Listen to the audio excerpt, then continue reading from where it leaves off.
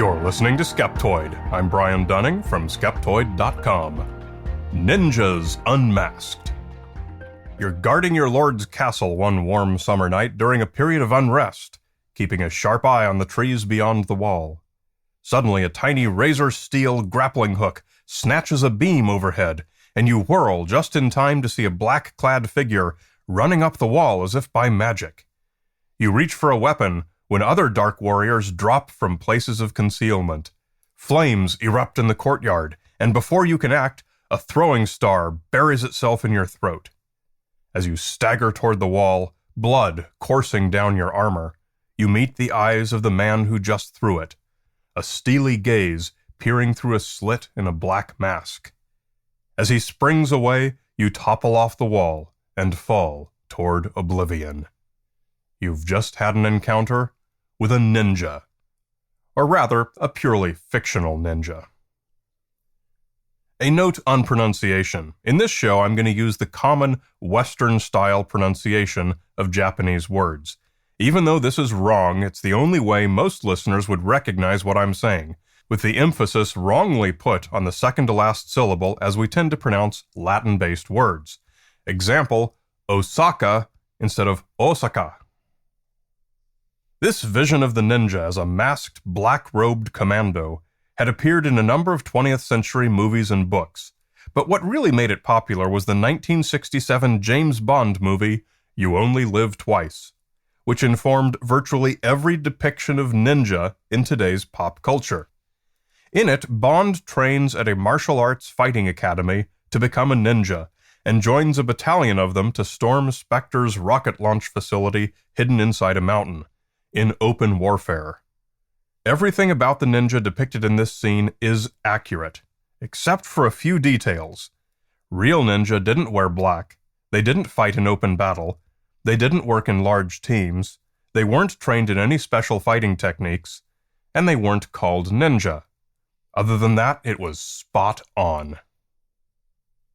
Ninja fascinate us with their seemingly magical abilities. They can do just about anything, according to legend, while unseen. And they are, so far as most of us know, virtually undefeatable in combat. They are the superpowered superheroes of martial arts. So our fascination draws us to want to learn more. Who were they? And what could they really do? If the popular James Bond version of a ninja is not true, then what version is? And, let's be honest, the question we all really want to know is, can I have those superpowers too? First, we'll turn to the history books to see if we can nail down exactly what a ninja was. Throughout the history of Japan, as in other countries, there have been people who engaged in activities like combat and espionage and skullduggery, both legally and illegally, working for the government, or for masters, or independently. So in point of fact, there isn't really a dividing line between who was a ninja and who wasn't, but for the purpose of this discussion, we'll focus on the specific historical group with whom the term is most closely associated. We're going to the Sengoku period, 1467 to 1603. This was a time when the emperor, who was the true head of state, vested most of his power in the shogun, who was the actual military ruler. During the Sengoku period, the shogun had failed to win the loyalty of many lords nationwide. Large-scale civil warfare centered in the capital city, Kyoto, triggered by a controversial shogun succession, crumbled into a lengthy period of small, local wars, until three warlords finally managed to reunite Japan in 1615. It was during this 150-year period that the need for ninja arose, and when they accordingly flourished. Every local town and faction needed its own security and miniature military infrastructure. Open warfare was too dangerous and expensive and destructive, so it was avoided whenever possible.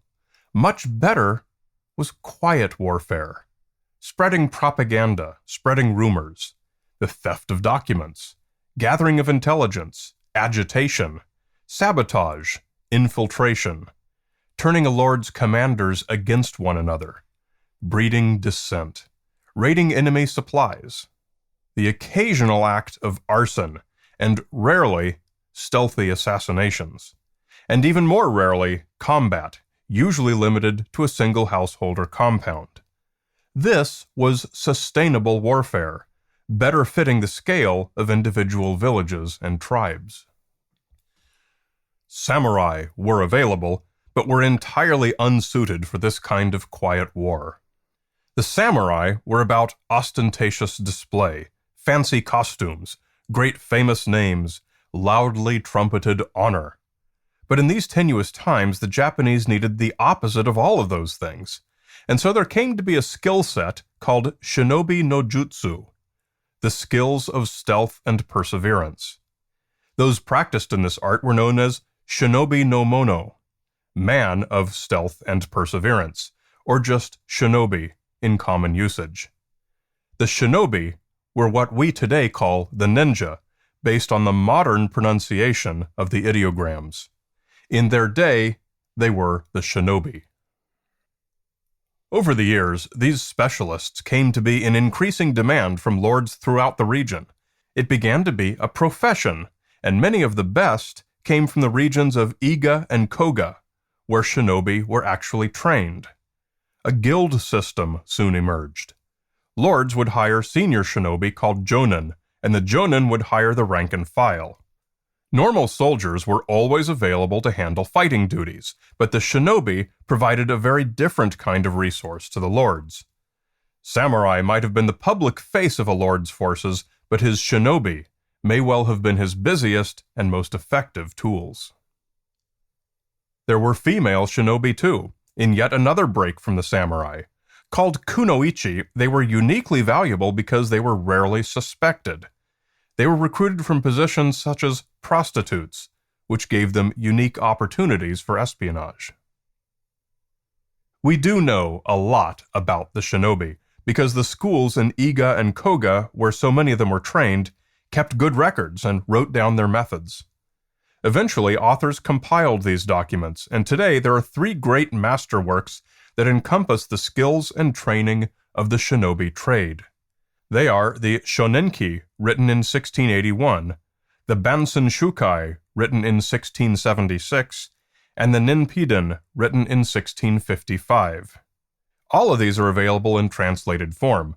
Note that they were all written after the Sengoku period, and together are considered by Japanese historians to be fairly complete. From these works and the other documents that preceded them, we can now give a pretty thorough and reliable verdict on each of the many ninja myths. So let's go through a few of the most popular ones and see if you can tell fact from fiction, now that we have a pretty good grasp on the true history of the shinobi. Ninjas wore black robes and masks. False. Most ninjas rolled around dressed as priests or merchants or farmers. They would never, ever signal their presence by wearing some kind of identifying uniform or obvious crime costume like a black mask. For covert operations, shinobi typically went at night to most easily avoid detection. But even then, they had to be prepared to walk through a gate or greet passers-by, so were trained to wear passable civilian clothes that would not attract attention. If it was night with a full moon, these clothes would be mostly white. If it was a dark night, dark blue was suggested, but never black. Records of the black robes and mask that represent today's stereotype do appear in historical accounts, but only beginning in the peaceful period after 1615, after the Sengoku period. Ninjas used throwing stars. False, at least never to any large degree. Throwing stars, or shuriken, are terrible weapons. With luck, they can give a nasty cut, but no way are they ever going to kill or disable someone. The last thing a shinobi wanted was an injured man shouting or raising the alarm. Even when used by the samurai, with which shuriken were actually most closely associated, they were used for distraction, and not for direct attack. When a shinobi wanted to distract someone, he'd be far more likely to toss a pebble, or something that wouldn't give him away. True shuriken were disposable, and were crudely made. They bore little resemblance to today's finely cut, polished steel examples. In all of the shinobi documentation, there is only one reference to a throwing star, and it comes from peacetime. Ninjas had superpowers like invisibility and walking on water. False, obviously. Claims like these have no historical basis and arise entirely from 20th century fiction. But it does present a good opportunity to look at the skills they actually were trained in. For that, we'll look at our fourth ninja myth. Ninja employed the deadliest martial art of them all, ninjutsu. True and false. True, they used this. False, it was not a martial art, nor a fighting technique at all. It also wasn't called this. Ninjutsu is the modern word for shinobi no jutsu. Although many shinobi were also trained fighters, it was not a part of shinobi no jutsu. To understand all the lessons of shinobi no jutsu, you should read one of the 3 masterworks. But we can give a summary here. Much of it is quite interesting, but you will be disappointed if you think you will learn any applicable superpowers. Shinobi training included a lot about traveling incognito or in disguise, getting along with people of varying dialects and cultures, and dressing and grooming in the right style. It covered secret communications like signaling and writing in code. There was a lot about the relevant points of geography, like estimating distances and river depths, and counting people and the sizes of enemy forces. Much of it focused on observational skills, teaching shinobi to be almost like Sherlock Holmes, inasmuch as what could be learned by looking at people and towns. Shinobi should then be able to infiltrate, either in plain view by blending in, or even unseen by using what they've learned. There were extensive lessons on burglar tools that could be used for gaining entrance to just about anything.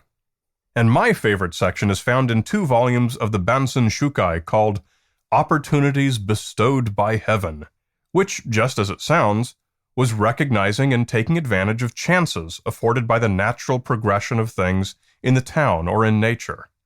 Training also included a significant amount of tactics and strategies from Sun Tzu's famous Chinese book, The Art of War. A lot of it was pretty clever stuff, which reads like common sense, but things you and I might never have thought of in our daily lives. The shinobi were best known for their stealth. When you think about it, it is exquisitely appropriate that today, pretty much everything we know about them is wrong. We call them by the wrong name. We have a 100% wrong impression of what we think they looked like, and our understanding of who they were and what they did is informed almost entirely by fiction, rather than by their actual history. So it appears that their primary mission, limited action through secrecy, was accomplished, and accomplished in spades. They got away with it, and even managed to leave us a spectral perpetrator to pursue who never existed. So join me in raising your masu with a hearty kanpai to, not the ninja, but the shinobi. You're listening to Skeptoid, a listener-supported program. I'm Brian Dunning from Skeptoid.com.